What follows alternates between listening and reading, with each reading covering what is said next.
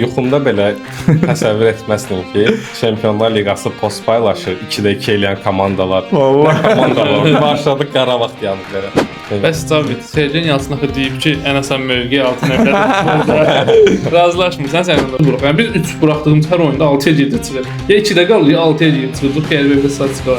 Yəni bu adamı ora qoyaraq ona da əslində belə xəyanət eləmiş olursan. Həqiqətən Sovosda çox daha yüksək şeylər vəd edir də faktiki. Və bu arada həmin penallaşma ilə bağlı, Avroligada olan oyunla bağlı bəlkə açıqlama verdi ki, oyundan sonra mən sevgilimə söz vermişdim. 4-cü penaltısa onu da qaytaracaqdım. Qəşəng. Buradan da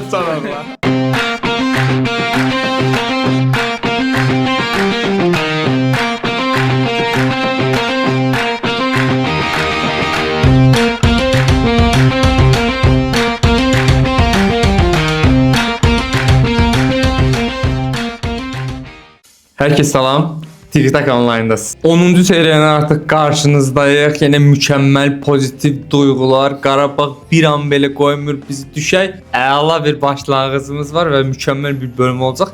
Mütləq şəkildə abunə olun. Bütün sosial şəbəkələrdən bizi izləyin. Biz isə keçək seriyamıza başlanğıcına. Necəsiz dostlar? Nətərsiz? Nə var, nə yox? Enerjik, sevincli. Qarabağ formamız əynimizdədir. Elgin necəsən? Nə var, nə yox? yaxşı Nihat. 3-cü gündə Qarabağın oyunundaydım. O qələbəni canlı gözlərimlə gördüm və bu həftə mükəmməl keçir bundan sonra. Tamam. Cavi, sən hisslərin nə yerdədir? Çox mükəmməl. Düzdür. Stadionda deyildim, təəssüf ki, yaxşı qardaşlar mənə bilet tapmadı. Təəssüf ki. Allah'ım yaxşı qardaş qismət eləsin. Amin. Lakin oyuna baxdım. Əlbəttə. Mükəmməl oyun idi və mən də sizin kimi çox sevinirəm. Harda baxdın bu arada oyuna? Evdə baxdın ya kafedə baxdın, dostlarına baxdın? Kafedə baxdım. Düz evimizin yanında kafe var. Orada getdim, baxdım. Qəşəng şərait necə idi? Ortam stadion ortamı değildi amma Stadion ortamı deyil, Enerji amma yüksəklərdə bəli, qol olanda qışqırırdılar. Bəs qapdı top çıxanda qışqırırlar. stil mövzularımızdan başlayaq. Təbii ki, Qarabağdan başlamalıyıq. Cəbdə səndən başlayaq. Qarabağ barəsində hisslərinizi səndən alaq. Biz bir öncəki Playmaker-da biraz Ergün Rəsulla hisslərimizi danışdıq. Bəs sənin fikirlərin maraqlıdır mənə. Nə fikirləşirsən? Qarabağ nələr eləyir ay Cəvid? Kopenhagen'də 2-0 udduq, 6 xalımız var falan. Duyğularını alaq görək necə deməsin. Yuxumda belə təsəvvür etməzdim ki, Çempionlar Liqası post paylaşır, 2-də 2 eləyən komandalar. Vallahi. Komandalar başladı Qarabağ yanıb belə. Yəni çox möhtəşəmdir. Həqiqətən yuxumda belə onu görmüşdüm. Yankovicin zədəli olması tərəddüd edir mənə açığı. Oyundan qabaq biraz düşündüm ki, heç-heçə falan qalarıq. Bu arada Kopenhagen Bayer Leverkusen'dən də heç-heçə qalmışdı bir tur əvvəl. Düzdür. Və Kopenhagen orada yaxşı oynayırdı. Dedim ki, yəni o performansı burada da sərgiləyər. Əslində pis oynamadılar bu arada. Yəni normal oynadılar. Məncə də.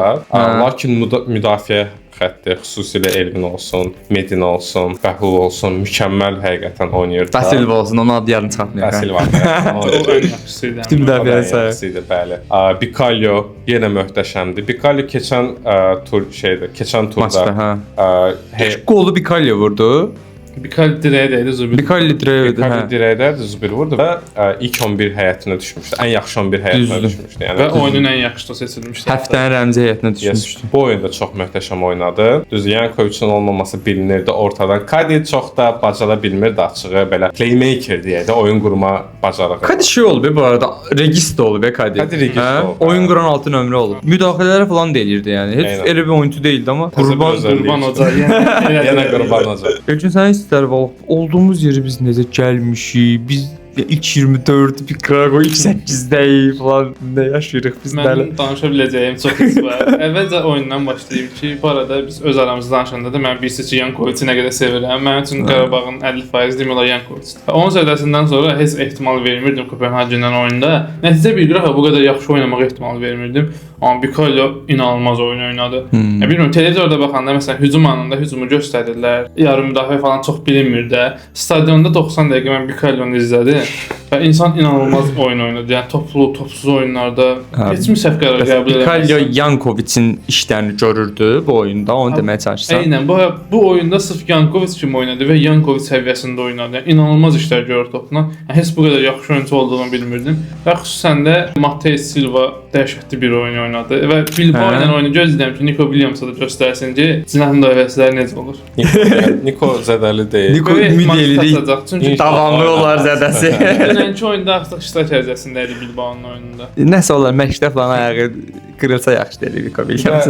İkinci qolla bağlı xüsusi qeyd eləmək istəyirəm. Buyur. Qolun. Çox nostalji hisslər yaşadım. Portuqaliyanın son finalda vurduğu Ederin qalı. qol. 1-1 idi bu arada. O da yerində fırlanırdı, getdi bir dənə qol vurdu. Heç nədən qol buna deyirlər. Heç Düzdür, gözlənməz bəxtlə oyunçudan özdə. gözlənməz ol. Amma o qərarı məsələn 10 oyunçudan 9-u verməzdi vurmağa. Bu verdi. Bəxt deməyib buna da, yəni onu demək Əlbəttə istəyirəm. deməyim. Bəxt çox bir asana qaçmaq deyil. Nə bəxtdir, bacarıq lazımdır, cəsarət lazımdır. Sən demişdin qərar Bu verməməlisən. boyda oyunda. Son nöqtəni də Musa qoysaydı çox sevinərdim açığı, amma heyf ki, olsun 2-0-da mükəmməl qələbədir. Növbətli oyunların birində Musa qolun əvəzini çıxaraq. Necə ki Nəriman çıxmışdı, eləcə də böyük. İnşallah, Və inşallah. o oyunla bağlı bir şey də deyim son olaraq. Birinci qolda necə ki Vicario dirəyə vurdu, Zubir tamamladı. Eynən də Kopenhagenə ilk oyunda Dino vurmuşdu dirəyə, Mahir tamamlamışdı.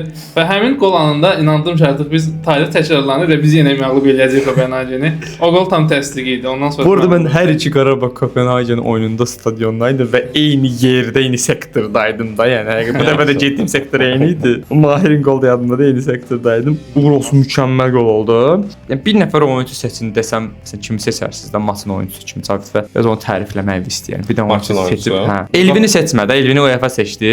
Mən başqasını seçərdim Hə. açığı. Elvin də düzdür, sevindim. İlk Azərbaycanlı oyunçudur ki, Qəşəng bu mükafat statistikalar aldı bu arada. Mən Bikalio deyərdim açığı, yenə Bikalio Tamam, deyərdim. Çünki Bikalio. ən çətin sahə və orta sahədə. Və orta sahədə yəni öz bacarıqlarına görə inanılmaz performans göstərdi. Yəni çox funksiyası var, belə deyim. Məsələn üçün müdafiə xəttinin belə deyək də 2 dənə əsas funksiyası var. Müdafiədə maksimum təhlükəsiz oynamaq və qabağa dəstək. Qabağa müəyyən qədər dəstək verirdilər. Əsas arxada performans göstərdi. Amma Bikalio arxa, qabaq gedirdi, gəlirdi, oyun qururdu. Yəni belə mən Kadidən çox, yəni Kadi kölgədə qalırdı onun yanında fikir verirsə. Əslində mənim ağlımda Kadidir playmaker komandada. Amma həmin oyunda Kadi bildiyin sən dediyin kimi oynayırdı və Peki, Bikalio əsas oyunu quran. Bir də Kadi qəbul eləyib o rolu. Yəni normalda məsələn Kadi əslində 10 nömrə pozisiyasında oynayan bir oyuncudur. Bunu qəbul edib ki, yox. Ya özünü də tanıması, özünü də bilməsi yaxşıdır əslində. Bəs Cavit, Sergen Yalçın axı deyib ki, ən asan mövqe 6 nömrədir. 6 numaranın işi çok basittir hocam. 6 numara hiçbir şey yapmaz. Sən kimi seçsən? Elcin. Bu arada Basilvan seçsən deyəsən. 2 namizədim var. Biri bayaq dediyim kimi biri Bikalio'dur məndə də, biri də Matteo Silva'dır. Çünki Tamam. Matteo Silva Dikalion təriflədi, biraz Basilvan tərifləyək. Bikalio'ya mən atışıyor da lazım olan Cavit'dir. Matteo Silva inanılmaz bir oyun keçirdi. Həm müdafiə cəhətdən inanılmaz. Demək olar birə-birlərin, demək olar ki, heç birini uduzmadı. Uduzduğunda da sürüşürdü, qabağını kəsirdi. Necəsə gəlib çatırdı. Skandinav komandasına qarşı fizikdə o qədər belə üstün oynamaq və çox nadir oyuncularda olan bir şeydir. Və hücuma da çox dəstək olurdu. İnanılmaz şəkildə. Yəni insan necə 90 dəqiqə bu qədər belə yaxşı qaça bilər, bu qədər sürətli ola bilər, heç cür ağlım almır. Mənə görə də Matteo Silva. Əslində Da Silva səncə biraz belə şeydə qalır, kölgədə qalır, underrated qalır o oyuncu. Yoxsa underrated haqqı qalır. verilir düşünürsən? Çünki gözə görünmür belə cinah oyunçular. Ya gələ hakimi kim olasan, çox statistik göstəricin olar, bunun üçün belə burdan bilinəsən. Hə. Ya da ki Mateus kimi yavaş-yavaş artıq gözə girəcək. Çünki adam heç bir birə-bir demək olar uduzmur. İnanılmaz fiziki və sürəti var. Bu arada bir də şey qeyd edəcəm. Bayaq dedin məsələn, Kadi o rolu mənimsəyib. Bəli. Sən burada məncə yenə Qurban Hocanın bir 100%. toxunuşu var və 100%. xüsusi bir toxunuşdur. Aday 1 ilə və Aday İspaniya 2-ci liqasında oynayır deyəsən, Alcorcon'da və oynayır. statistik olaraq da bir oyun yox idi. Oyun olaraq da yəni çox bir yaxşı oyun yox idi.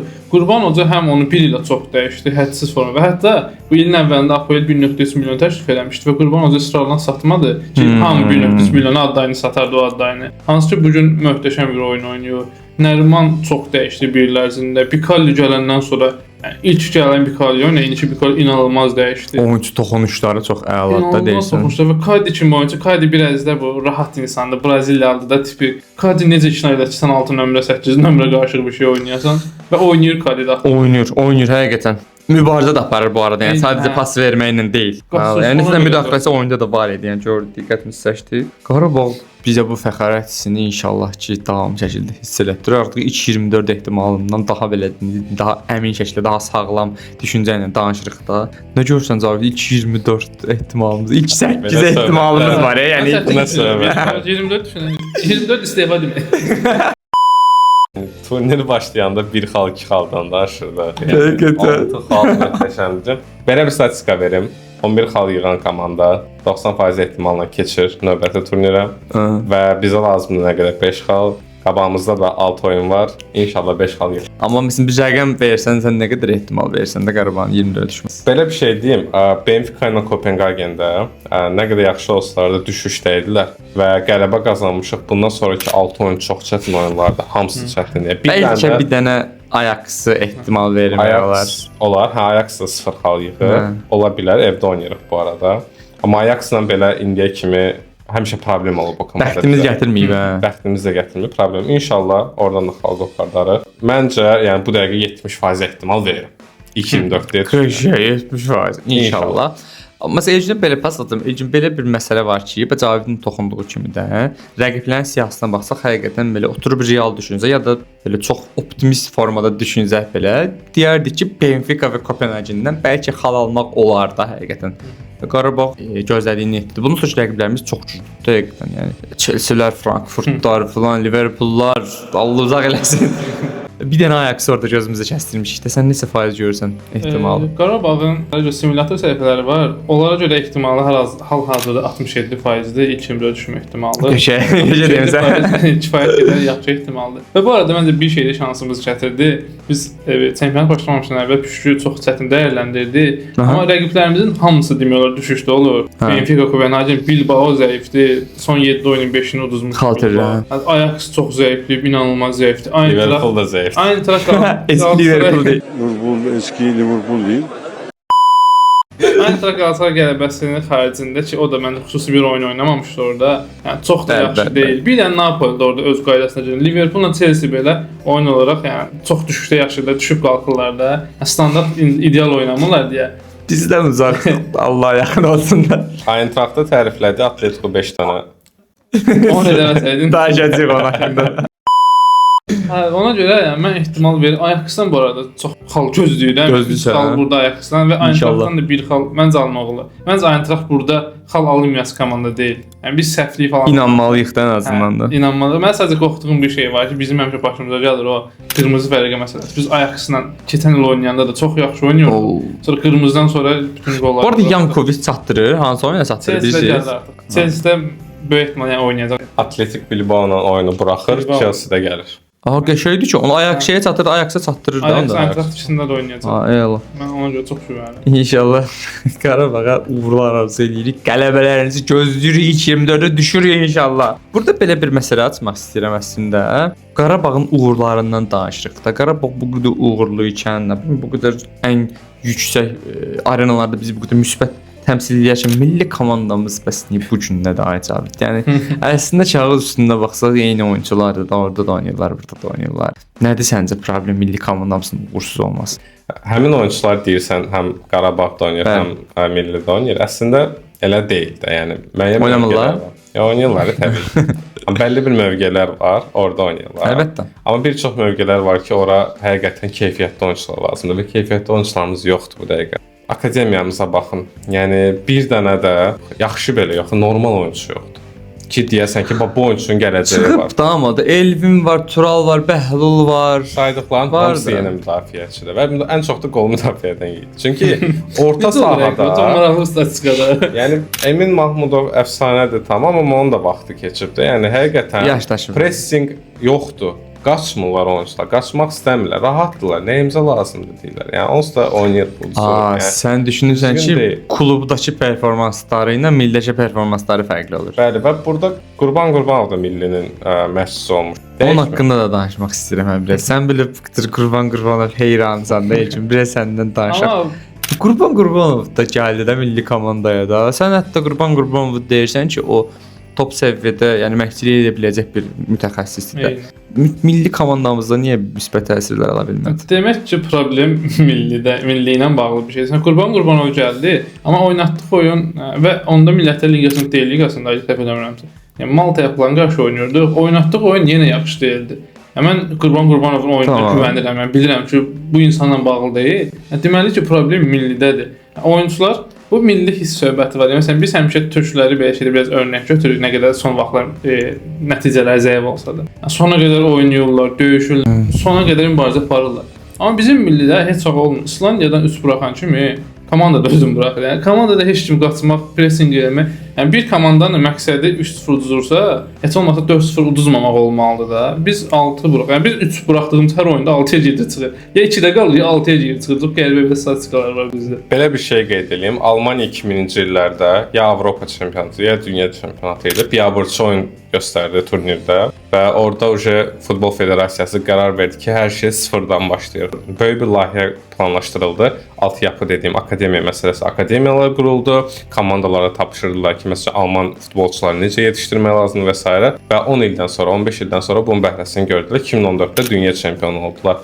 Belə bir qərar verilmir. Mən aslında istəmirəm bu dəqiqə getsinlər. Yəni İspaniya, Almaniya kimi eyni səviyyəli olsunlar. Onsuz da indi olanda deyirlər və bu 10 ilin, 20 ilində işi deyil. Ən azından Özbəkistan, Qazaxıstan kimi ildə deməyim də 10 ildən bir çıxsınlar böyük turnirə. Ən axırıncı olsunlar, nə bilim 10 dənə buraxsınlar, tamam. Amma çıxsınlar həmin turnirlərə, oynasın. Yox, yəni yanımızdakı Gürcüstan adamlar Cavit demiş, yəni zaten heç kim indi uğur gözləmir. Mən istəmirəm indi gedib Avropa çempionatına çıxsınlar da bu dəqiqə. İstəyirik amma Bəli, yəni zaten sadəcə indi tələb eləmirik də. Tələb eləmirik, məcbur deyilsən, indidən başla 15 il sonra bir şeydir. Kvara olan belə deyək də akademiya. Keçən il Gürcüstan Avropa çempionatında olanda əsas ümumi həyatdaşları 24 oyunçunun 17-si eyni akademiyadan bir yerdə və eyni vaxtda çıxan futbolçular idi. Yəni deməli ki, bu iş xüsusi bir işdir. Yəni bu iş 15 il sonra bəhrə verə biləcək bir işdir. Yəni təsəvvür bir də o formada oynayanda bir İspaniya örnəyi var. Keçən dəfə bunun bir dəfə söhbətini elədik hətta. 15 yaşdan bəri De La Fuente həmin İspaniyalı oyunçularla, Pedri, Gavi falan bu oyunçularla hər il U16 keçsə, De La Fuente də U16 keçir. Belə qalxıb millidə də bir yerdə işlədir. Tanıyır da hamısını. 10 il, 15 il adamlarla bir yerdədir. Yəni bildiyin uşaqlıqlarını görüb böyüyünə və xarakteri də bu formalaşdırıb həmin futbolçularda. Və belə bir sistem əlbəttə ki, nəticə verəcək. Ən misallı belə nəticə verəcək. Yəni çox keyfiyyətsiz 11 nəfər gətirsən belə 15 il bir yerdə oynasa bir şey oynayacaqlar. Yəni belə deyək də, hal-hazırda bəzi xaricdə oynayan futbolçuları milliləşdirmək üçün milyonlar xərclənir də. Deniz Çirkin. Məsələn Deniz bundan qabaq da Renat Dadaşova xeyli pul vermişlər. Bir də Deniz Çirkinə verdilər səndən şu yaxınlarda. Yəni o milyonları oyunçuları gətirməyə deyil də siz düşünürsüz ki, akademiyaya mütəxəssislər gətirərək. O oyunçu can qoymayacaq bu milliyə, bu onun millisi deyil. Milliyə öz oyunçu can qoyur. Deniz Çirkin oynamaq üçün gəlir sadəcə. Millidə oynadım. Pul üçün gəlir hə, biraz pul qazandı deyə gəldi mən. Bu arada bir nəfər, məsələn mən əgər oyunçu gətirsən, bir nəfər gətirirəm, o da 10 nömrə tipli oyunçu gətirirəm ki, bir oyunda keyfiyyətlisi olsun ki, bu adam tək başına belə üstünə götürür bir şeylər edir. Məncə sol müdafiəçi. Tural Elvin var, və ən dolu yerimiz odur millidə də. Yəni Tural məcburiyyətdən biraz hücumda oynayır. Yəni onu da götürüb Deniz Çirkinə gətirəndə bir mənası olmur. Qəbələ Futbol Akademiyasını biz bağladıq. Ki Bəhlul falan deyildi, yəni Bəhlul belə oradan çıxır. Və onu bağladıq. Niyə bağladıq? İllik 1 milyon avro var, xərci var təxminən akademiya uşaqlar üçün. Hansı 1 milyona oyunçu gətirirlər və maaşını verirlər 2 dənə oyunçunun, ortada yoxsa 1 milyon. Lazımsız xərc kimi. Və mənası bir xəstə, eynən. Yəni buna görə akademiyanı bağlamaq biabırçı bir şeydir. Yəni bu səbəbdən bağlamaq. Bəs onun təsiri var sizcə? Yəni liqada bu adam rəqabətçil qalmalıdır da. Ona görə yaxşı keyfiyyətli futbolçular gətirməyə puluna daha çox xərcləyir. 2 dənə oyunçu mən 10 milyonluq xərcləyirəm. Bir də Qəbələ düşdü bu arada, hə? Liqadan düşdü deyəsən Qəbələ. Qalxdı bu il qalxdı. Düşmüşdü ki. Bir ara düşmüşdü, hə. Keçən il düşmüşdü, bu il qalxdı. Və məsələn bir nəticəsi yoxdur bu dəqiqə həmin o ikinci oyunçunun gətirmək. Adam əsəbləşir vallahi. Yəni bu qədər pullar xərclənir, bu qədər nə bilim məntiqsiz qərarlar verilir. Bir də Azərbaycanda futbol yoxdur deyir ya. Yəni var sanki Qarabağ sübut eləyir yəni. Düzgün adamları düzgün yerə gətirmək məsələsi var. Bizim akademiyamızda işləyən məşqçilər də bəlkə də sən demişsən belə tam olaraq iddia mütəxəssislər deyil, ya da onları motivasiya eləyəcək şeylər yoxdur. Məsələn adam mən əminəm ki, bu dəqiqə uşaqların U16-ndan U15-in hansısa bir məşqçisi maksimum 1000 manat maaş alır. Bu da 1000 manata nə futbolçu yetişdirəcək? Sən bundan 1000 manata Deniz Çirkini yetişdirməyini gözləyirsən. Yəni real davranmaq lazımdır da. Ya böyük ehtimalla ya da məsələn mütəxəssis deyillərsə belə xaricdən mütəxəssisi onun üçün gətir. Tamam, ona o pulu ver. Okay. Yəni 5000 10000 evro ver, amma yaxşı futbolçu yetişdirsin də bu məsələ. Bizdə futbolçular cəmiyyətdən çıxır. Cəmiyyətdəki yəni biz kimi və bizdən aşağı yaşlı uşaqlarda olanlardır. Onların da özləri olsun, valideynləri olsun. Özləri deməyim, valideynləri daha çox deyim də. Ciddiyə almırlar bunu və heç vaxt ciddiyə almayacaqlar. Azərbaycanda futbol ciddiyə almırlar. Futbolu ciddiyə almırlar. Futbolu ciddiyə almırlar. Yəni məşğul ol, okey, amma get peşə öyrən. Bununla məşğul olmayacaqsan sən. Budur. Amma Avropada elə deyil. Avropada aşağı yaşdan, yəni 3 yaşdan, 4 yaşdan akademiyaya qoyurlar. Dərslərini oxuyur, o heç o sadəcə bilikli olması üçündür. Amma futbol bildiyiniz professional kimi baxırlar. Burada elə deyil. Mən sadəcə akademiya məsələsində bir Sabah klubu, Sabah inanılmaz işlər görür son illərdə. Akademiya hətta Bu il bir adam gətirdilər. Kim çıxarıb sabah? Yox, çıxaracaq yəni ona gətirirəm. 15 il sonra. Hələ dünyaya gəlmir. Çıxaracaq. Planlarda var. Sabah akademiyasına bu il bir koordinator gətirdi. Futbol koordinatoru gətirdi və həmin adam Salzburg kimi klublar var, Red Bull tipli klublarda verdi. Və həmin bilmirəm dəqiq hansı şirkət idi, amma oradan o tip bir şirkətdən gəldi. Ona görə adamlar məsələn biz Belçika ilə əməkdaşlığımız almışdıq milli komanda 5-6 il əvvəl. Nə əməkdaşlıq? Biz onlara vurmayın əməkdaşlıq. Pul verdi, bir mənası da olmadı ondan sonra. Yəni sadəcə ortada məsələn pul baxdı. Pul verdi ki bizə onlara. İnşallah uğurlu bir nəticə alar. Yəni biz də 2025 doğumlu birinin 10 il sonra, 15 il sonra uğurlu nəticələrini görəcəyik. Dostlar, sizdən xahiş edirəm, siz də öz fikirlərinizi yazın. Sizin milli komandamız niyə bu qədər uğursuzdur? Niyə biz bir şeyləri alındıra bilmirik? Qarabağ bu qədər yüksəklərə çıxmışkən.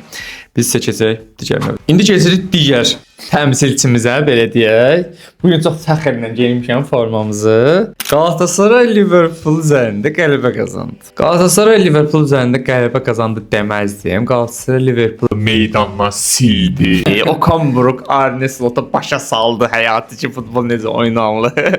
Necə oldu belə bir hadisə baş verdi? Elçin Galatasaray Liverpool necə oldu? Bəlkə də bura səbəb elə 5-1 idi bir əvvəlki. Okan çox yaxşı dərs aldı. O dərsdən də çox yaxşı nəticə çıxardı ki, bəzən məğlubiyyətin səbəbini doğru forma təhlil edəndə növbəti oyunçu səni qələbəyə aparıb çıxara bilər. Və Okan o qədər doğru heyətlə, o qədər doğru sistemlə oynayıcı Liverpoola qarşı. Liverpool zaten bu ürətkənlik dediyimiz şeydən əziyyət çəkir.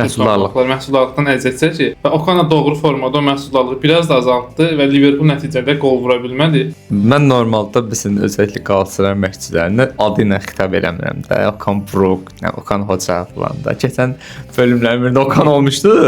Amma qayıtdı. Okan Hoca'dan üzr istəyirəm. Okan dediyimə görə Okan Buruk söhbətinə qayıtdı.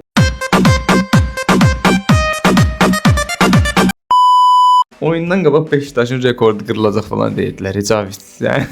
Onlardan biri də mən. Niyə qırılmadı Cavit? Niyə qırılmadı? Nə oldu? Səncə məsələn bir dənə bu qələbənin sirrinə belə bir dənə bir şey deyəsə olsan nə deyərsən? Buna görə Galatasaray qələbə Liverpoolun buraxdığı erkən qol və Virtsin çox zəif oynaması. Liverpool 2 oldu. nədir zaten? Erkən qolu saymayaq məncə. Yəni Liverpool elə komanda deyil axı. Əksinə qol vurmaqdan daha da hücum edirdi. Virtsin performansı bəlkə ola bilər. Biraz danış Virtsin özəlində. Hə, çox qısa danışacağım bu barədə. Liverpool erkən qol buraxdı, hansı ki Barış Yılmaz'a qarşı penalti təyin olundu və Osimhen vurdu. Tamam. Ondan sonra Galatasaray nə elədi? İkili blok şəklində müdafiəyə savunmağa başladı. Yəni biriniz müdafiə oynayırdı. Amma müəyyən qədər pressing eləyirdi qabaqda. Və burada aşağı blok oynayan komandalara qarşı kim lazımdır? Kreativ playmaker deyək, kreativ yəni hücumçu deyək, hansı ki atıranda Arda Güler kimi standart olmayan vəziyyətlərdən moment yaradan o Virts olmalıdır əslində. Çünki Soboslay da müdafiə tərəfi oynayırdı, o deyildi. Onun orada nə işi var? Nə işi var bilmirəm. Virts üzrsən bir qəp ilə oynamaqda yəni. Ayağına top düşürdü. Allah Pikalli ondan yaxşı olur. Pikalli heç olmasa. Pikalli onu o qədər salmasan da Virtsən nədir kimdən deyəcəksən? Səbəb məncə budur. Heç nə yarada bilmədilər qabaqda. Yəni bildiyin normal epizod deyək də, yəni həqiqətən təhlükəli epizod olmadı açığı. Yoxdur. Salah çıxdı, o çıxdı, bu çıxdı, İsak çıxdı. Biz danışırdıq, İsak, Salah gəlirlər, heç nə eləyə bilmədilər. Axırda az qala penal olacaqdı, amma orada da olmadı heç nə. Var yaxşı ki, var. Demişəm, vaxtında demişəm. Var yaxşı var. İki tərəfdən baxmağa istəyirəm sənin üçün. Məsələn, maçın oyunçusu əslində Osimhen seçildi. Bu biraz UEFA-da var da, yəni qol vuran stilinə falan verirlər də adətən maçın oyunçusu. Amma məncə maçın oyunçusu olmağa layiq 2 futbolçu deyə bilərəm. Jakobsla Singo da hamımız baxdıq da oyuna, bir yerdə baxırdıq. Bu Jakobs və Singo haqqında özəlliklə məsələn ikisi dənə cinah müdafiəçisidir. Yəni bu əslində bir şeyi ortaya qoyur məncə. Bu təsadüfi deyil də. Oyundan yaxşı ki cinah müdafiəçisinin olması da. Bunlar özəlində bizi dəyərləndirəsən futbolu və biraz da Soboslayın sağ müdafiəçi oynamağına dəyməyi xahiş edirəm. Jakobsla Singo məsələsində Singo zaten belə mərkəz müdafiəçi tipli oyunçudur deyə onun müdafiəsi barəsində çox danışmırıq. Zaten adamın bacardığı bir şeydir. Amma Jakobsdan məncə heç kim gözləmirdi o tip bir müdafiəni və qarşında yəni futbolun ən sürətli oyunçularından biri Frimpong var. Yəni sən bu qədər çətinlik belə deyim də vəziyyətdəsən, müdafiən çox da güclü deyil normalda. Zədədən çox əziyyət çəkirsən, formu tez itirirsən və qarşında üstəlik də hamısı üstünəcə Frimpong gəlir. Və bir epizod varsa zaten o epizod izah eləyir şeyi. 3 dəfə bu sağ ayağını belə sürüşdə gedir qoyur. O epizod göstərdi ki, sona qədər oynayıb, yəni Frimpong'u saxladı. Özü bir şey eləyir, sağ ayağını yastı qoyur yerə. Necə irəliləyir. Bir ayaqla gəzir. Necə qabağa tullanırsan? Hər şey qabağa necə tullanırsan çox qəribədir. Adam sırf məsələn o mübarizə, mən Qalatasarayın qələbə qazanma səbəbi o mübarizə idi. Oyun olaraq dəhşətli deyim, xüsusi bir şey oynadılar yox, amma o mübarizə hər şey həll elədi, mübarizə görə. Szoboszlay məsələsində isə mən Arne Slot bu arada bir şey çıxacaq, uduzan kimi başlayırlar pisləməyə, amma Arne Slot yəni çox da yaxşı məşqçi deyil. Yəni Liverpool səviyyəsində məşqçi deyil daha doğrusu. Məncə Liverpool deyil tam olaraq. Keçən ki çempionluqdan sonra haqsızlıq eləmiş Çox olmur. haqsızlıq Keçən ilki çempionluq, yəni keçən il xüsusi City çox zəif idi. Yəni Chelsea, United bunlardan bunlar danışmır. Tək Arsenal idi rəqib. Arsenal da bildi ki, Arsenal da winner deyil. Yəni adamlar harda olsun gəlib və həmişə uduzurlar. Liverpool biraz rahat çempion oldu. Mən yenə demirəm, yəni çox pisdir. Keçən il bir qərar qoyaq. Bu il özəlində. Bir də bu il özəlində, bu il özəlində Liverpool məşqçisi olası məşqçisi deyil bu il üçün. Çünki adam məndəki heyətinə və bir şeylər eləmək istəyir. Szoboszlayın atıcına müdafiəsinə Frimpong'u öndə oynadı. Tamam, Frimpong da müdafiəçi deyil. Niyə aldın onu? Szoboszlaydan daha müdafiəçidir. Ondan nisbətən daha müdafiəçidir. Adam oynayıb 4-də də oynayıb bir müddət. Ən azından bilir. Szoboszlay bu il gördü ki, hər bir mövqe varmış futbolda. Gedir orada oynayır sağ müdafiədə. Və sənin yaradıcı oyunçun da yəni yoxdur. Bir də komandalar qapananda Cavin dediyi məsələ olanda ki, hansı ki, ya kreativ oyunçu olmalıdır, ya da Szoboszlay kimi uzaqdan raket göndərən oyunçu olmalıdır. Liverpool normal zərbə vurmadı uzaqdan oyun boyu. Çünki oynayıb vurası oyunçu sağ müdafiədə gəlib gözləyirdi, Barış Alper gözləyirdi. Adam heç olmasa Barış Alper saxlasa dərd yər. Barış Alper oyunun əvvəlində bir dəfə keçdi, bəxtləri gətirdi. Bir dəfə birə-bir oldu, müdafiəçi gəldi çatdı. Artıq üçüncüdə gəldi, penal oldu. Heç cür çatdıram. Bir də o penal tam şey penaldır. Yəni müdafiə eləməyi bilmirəm penaldır. Yəni əlini bir dəfə vurur, bir dəfə də vurur. Yəni bir iki dəfə vursa deyəcəm ki, bir dəfə vursa dizini saçdı da, iki dəfə də albuda vurur. Yəni bu adamı ora qoyaraq ona da əslində belə xəyanət eləmiş olursan, həqiqətən. Szoboszlay çox daha yüksək şeylər vəd edir də faktikdə. Bir də sənin belə tipli bir nə bilim müdafiəçi, cinah müdafiəçisinə ehtiyacın var idisə, Frimpong'u niyə aldın yaxşı? Trenti niyə göndərdin? Biraz Trent çıxartmaq istəyir elə bil Szoboszlayı, amma niyə göndərdin onda onu? Trendi göndərmədi, Trent özü getdi. Tam da nəsə yəni qane eləyə bilərdin O də onu. o tip oyuncu ala bilərdilər. Ən misalda gedib Hətta biz bu barədə müzakirə verirsən. Hətta biz burada müzakirə eləmişdik ki, yəni bu adam Trenti göndərib, playmaker'ın birini danışmır. Trenti göndərib, Frimpong'u aldı. Oyuncun heç cür yoxsa Conor Bradley falan oynadı akademiyada. Sezon təzə başlayıb, belə deməyə Arne Slot pis məşqçidir. Mən Feyenoordda da onu izləyirdim. Həqiqətən möhtəşəm oyunlar göstərir. Keçən il də çempion oldu. İngiltərədə çempion olmaq nə qədər desəz ki, hamı düşüşdə idi. Əlbəttə. Mümkün deyil. Bəli, orada yəni 3-4 dənə rəqibin yoxdur. İspaniya liqası kimi, yəni 3 dənə komanda deyil əsas rəqib. Yenə yeni liqa çıxardırdı İspaniya Premyer Liqası.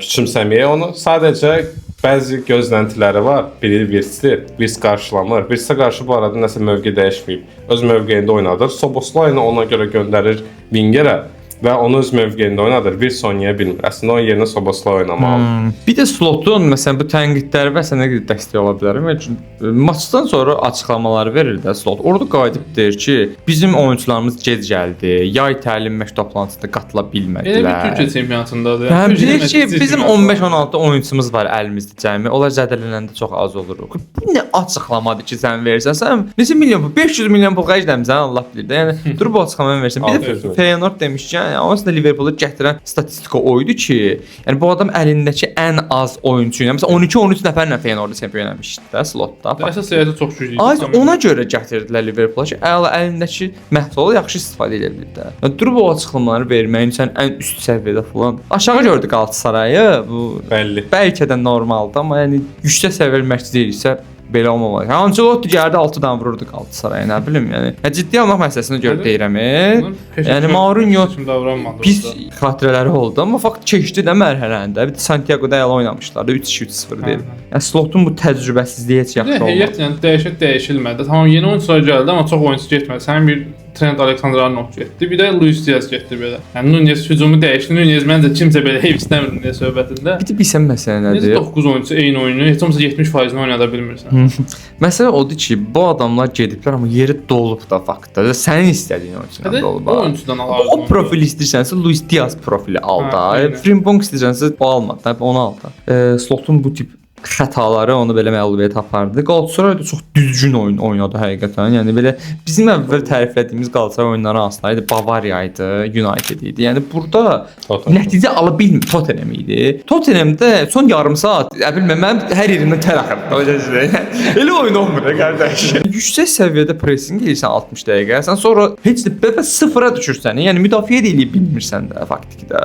Bavariya oyunu da elə olmuşdu. Burada ən yaxşı Bavariya oyunumuz məncə səfərdəki idi. Orada hakim qərarları falan da yerində değildi. Amma bu bir bəhanə olmamalıdır. Yəni 90 dəqiqə boyunu çatdıra bildi. Düzgün oyun seçdi. Düzgün bölüşmə. Hə, Türkiyənin təmsilçisi Galatasaray da ilk 24-də düşər və növbəti mərhələdə həm Qarabağı, həm Galatasarayı izləmiş olarıq. Biz isə keçirik növbəti mövzuya. Cavit, belə bir məsələmiz var. Çempionlar Liqasında təbii ki oyunlarımız oldu. Yenə bir neçə oyunumuz var, onlar haqqında danışaq. Həftənin məncə ümumiyyətlə maraqlı oyunu PSG Barsa idi. Biraz PSG Barsa haqqında danışmamızı istəyirəm. Orada bir qeyd eləyəcəm sənə.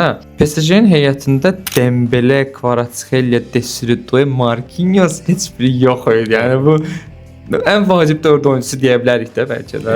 Onlar olmadan PSG qələbə qazandı. Onlardan əlavə Joao Neves də yox idi oyunda bu arada və Vitinha da zədədən qayıtmışdı. Təsəvvür edirsiniz. Yəni zədədən qayıdan ilk oyun Barselonaya qarşı. Həqiqətən Hər iki komandada zədəli oyunçular var idi və oyundan qabaq narahat olurduq ki, oyunun keyfiyyəti aşağı olacaqdı. Yəni Mayollular oynayacaq yenə, nə bilim, Ferminlər oynayacaq yenə və s. Lakin möhtəşəm oyun getdi. Yəni oyuna baxdısa, dayanmırdılar da. Yəni top ora gedir, bura gedir. Dayanmadan hər iki tərəfdən pressing var və hər iki komanda öz oyununu oynamağa çalışırdı. Yəni hər iki komanda demək istəyirdi ki, mənəm burada patron. Ağa mənəm. Son anda Barselonanın o yuxarı müdafiə xətti deyilir, hansı ki tərifləyirik. Onun ucbatından qol buraxdılar. Barça çox səhv elədi. Bu O müdaxiləsizliyi. Aşraf Hakimi öz mövqeyindən, öz yarım müdafiəsindən qabağa doğru necə qaçdısa, necə görürsə qabaqda Asistini elədi də yenə. Asistini yenə elədi. Sən belə pas atım Elgün, sən belə Nuno Mendes-dən belə heyran ola bilərsən də. Azərbaycandan. Azərbaycandan belə heyranı sənsən, məncə dünyada dirəşərik də yəni. Yedi yamalı. Nuno Mendes-lə Yamal mübarizəsi çox maraqlı idi bu arada. Yəni oyundan qabaq da bizə maraqlı mübarizə, o ikili olaraq o gəlirdi də. Yəni dünyanın ən yaxşı sol cinah müdafiəçisi Nuno Mendes-dir, ən yaxşı sağ cinah hücumçusu Yamaldır. Yəqin ki, buna heç birimiz etiraz etməliyik. Bu ikili mübarizədə nələr baş verdi? Yamalı sən demiş, yedilər Nuno Mendes. İlk o 1 dəqiqə saniyədə də o epizod Yamalın belə. O çox möhtəşəm hərəkət elədi bir epizod var. Mendesi bir dəfə keçir, ikincidə vəbşə yerə yıxır üstündən keçir. O hissəni çıxarsa, ikinci dəqiqədən başlasa futbol, Yamal hər hansısa adi bir insan idi. O bir meme var, hər hansı nobody, hər hansısa bir insan. Hər hansı bir adam var. Hər hansı bir adam da, heç kim bilmir adam. Oyun boyu demək olar keçənmədi və Mendes bir insan bu səviyyəyə necə qalxa bilər? Adam hətta bu formada davam edirsə, tarixin ən yaxşıları arasında da net girəcək, ən yaxşı sol cinah müdafiəçilərinə. Adam oynayır, müdafiə olunur, topu alır, xəsəy söhbət edirlər, sürüşmələr, hər şey idealdır. Müdaxilə eləyir də. Müdaxilələr eləyir və gedir 90-cı dəqiqədə 3 nəfər, 4 nəfərin içindən qaçır, gedir. İncə pas ötürür, o qədər incə pası Kvaratskhelinin ayağının altından keçir. Çox fərq yaradır, inanılmaz fərq yaradır Nuno Mendes. Möhtəşəm oynayır, adam inanılmaz oynayır. Başqa bir müdafiəçi örnəyindən sən vermək istəyirəm. Bu PSG Barcelona bir danışmalıyıq da, çox maraqlı oyun oldu belə. Bəlkə də biraz gözlənilməz hesab oldu da, yəni PSG-nin bu qədər əksliklə qələbətinə inanmırdıq. Zabarni var ya, Bournemouthdan təzə transfer olanda, yəni onun performansı barədə məncə danışmalıyıq. Marquinhos'un yoxluğunu səncə hiss elətdirdi mi? Yəni o olmaya bir dənə asist elədi Zabarni. Yəni o xaric məncə mükəmməl oynadı da Zabarni. Yəni adam çox qınayası bir şey də deyil. Tam eləyənməz amma müdaxilə. Ola bilər, hə. Zabarni Bournemouthla gəlmişdi və Bournemouthdan 60 milyon transfer eləmişdilər. Bir çox futbol analitikləri bildirirdi ki, ehtiyatla oynayacaq, yəni net ehtiyata gəlib. Başqa İngiltərə klublarına getsə daha yaxşı olardı. Dünən də Marquinhos, dünən deyəndə keçən oyun Barcelona PSG-də Marquinhos yox idi. Zabarni girdi və bir dənə də o Olmoya asistini saymasa, bir dənə də səhvlik deyim, yanlış eləmədi, diqqətsizlik deyim, qorxu deyim, ehtiyat deyim, heç bir şey baş vermədi. Yəni o qədər mükəmməl oynayırdı ki, yəni sanki bu adam 10 ildir PSG-də oynayır, hamısını əlinin içi kimi tanıyır, yəni komanda yoldaşlarının harda durmalıdır, necə durmalıdır. Yenə də Luis Enrique əslində burada təqdirə layiq Əlbəttə etməliyik. ki. Luis Enrique bu qədər zədəli oyunçularla göstərdi ki, sistem önəmlidir. Çünki eyni sistemi oynadırdı, sadəcə oyunçular fərqli idi, amma sistem işləyirdi yenə də. Yəni Mayolu ilə, Gonçalo Ramosla yenə eyni oyun oynayırdı. Fərqli bir oyun göstərmədi. Həmin sistemdə, həmin taktikada və qalib oldular. Təbrik edirəm. Bu ki, maçın oyunçusu Nuno Mendes seçildi əslində. MVP Nuno Mendes seçildi, amma və ikinci bir maçın oyunçusu mükafatımız olsa onu Zabarniyə verə bilərik. Zabarniyə verərdim. Yəni Zabarni, hətta mən Zabarniyə verərdim. Düzdür, Nuno Mendesin əsas görəvi Yamalı tutmaq idi və bunu bacardı. İlk 2 dəqiqəni çıxmaq şərtlə. Amma Zabarni daha belə deyək də məsuliyyətli iş görürdü. Elçin Hansi Flick kənarda dəliyə dönmüşdü. Yəni vaxtında oyuna çox bir dəri reaksiyalar verirdi. Biz bir humoristik tərəfdən yanaşsaq bu məsələyə. Səncə Barselona PSG-ni tanımırdı deyə uduzmuş ola bilər. Yəni fakt bu oyuncular bilmir də nəyi analiz eləsin də, bilmirlər bu oyuncular nə edəcəklər falan. Bu Kvara Dembele olsaydı bəlkə udma ehtimalı olardı da, bir taktika qurardı ona görə. O da biraz şans məsələsi əslində. Çünki bilinməyən komandalar həmişə sürpriz eləyə bilər. Bizdə bu sürpriz tam da sayılmaz, amma nisbətən hamı demək olar Barselona, yəni içmən qarışıq Barselona qələbəsini gözləyirdi. Hətta bu match saytları falan da ən verilən əmsala görə, yəni Barselona bəlkə də rahat qələbə qazanmalı idi da. O dərəcə fərq var idi.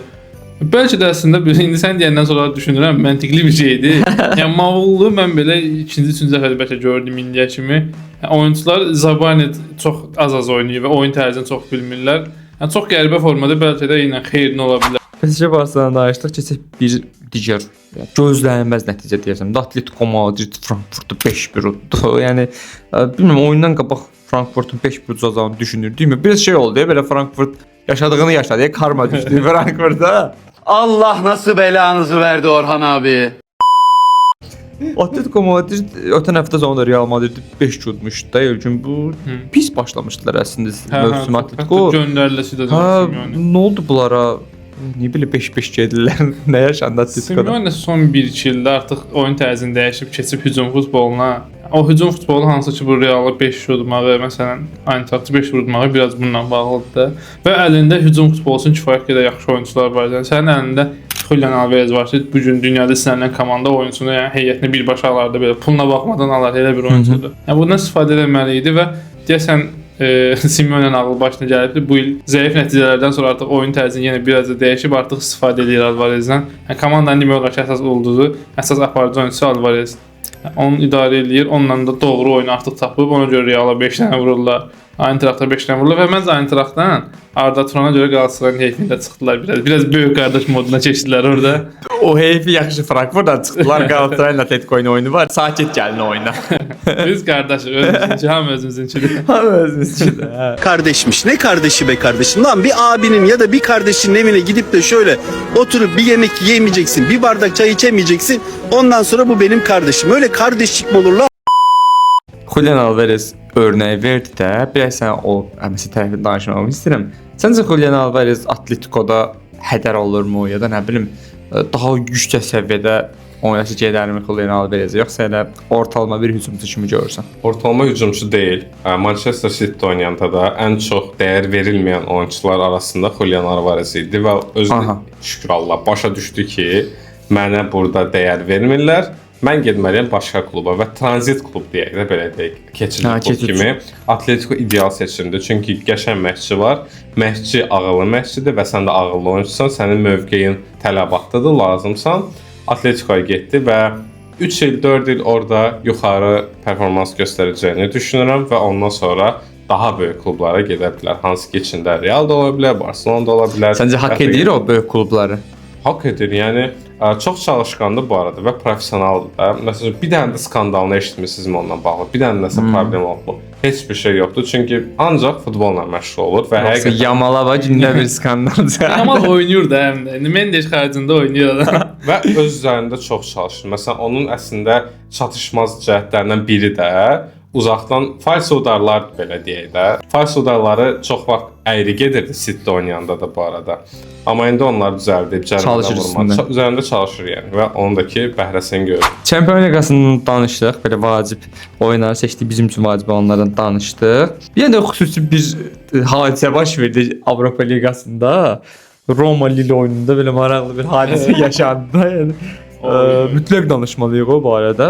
Məncə Roma Lille oyununda bəlkə özəl 3 penalti dəf eləyib. Belə bir şey oldu ki, orada situasiya ilk penaltini qaçıran Dolbik var, Ukrayna futbolçu. İkinci penaltı o vurdu. Amma üçüncü dəfə artıq Sole gəldi 11 metrlik nöqtəyə. Bəlkə o topu da çıxartdı. İlk penaltini qaçıran futbolçuya, yəni ikinci dəfə vuruşa yaxınlaşmasına ümumiyyətlə necə baxırsan? Səncə bu şans verilməlidirmi yoxsa mütləq şəkildə dəyişdirilməlidir? Düşün ki, sən məşqçisən, nə qərar verərdin? Birincini qaçırdıbsa, ikincini verərəm. Yəni verməsəm çox belə motivasiyası qırılar məncə. Çünki penalti kimə verirlər? Yaxşı strikerə.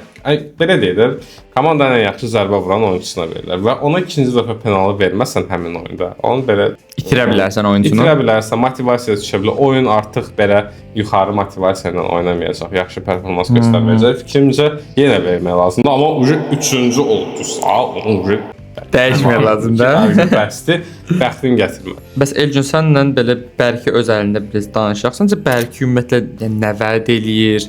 Yəni hara kimi gedə bilər? Səncə Bərki özəli belə potensialına inanırsanmı? Bir də son illərdə türklərdən çox yaxşı qapıçılar çıxdı da. Biraz bu məsələ örnəyində də danışmağını istəyirəm. Bəlkə çox yaxşı qapıçıdır məncə. Eyüpsporda göstərdi bunu və Lille kimi bir klub Eyüpspordan alırsa bir qapıçını, deməli ki, bir potensial vəd eləyir. Hansı ki, bir də Lille türk bazarına biraz nisbətən çox maraq göstərir. Ona görə də zaten Lille və bu bazarı izləyirsə və onu alırsa, aldığı hər oyunçudan da belə deyək, nəticə almağı bacarıb Lille. Ona görə doğru adam olduğunu düşünürəm. Bərkini qapıçı kimi. Və hətta ilk oyununda, ya ilk oyunda, ikinci oyunda bir penal da qaytarmışdı.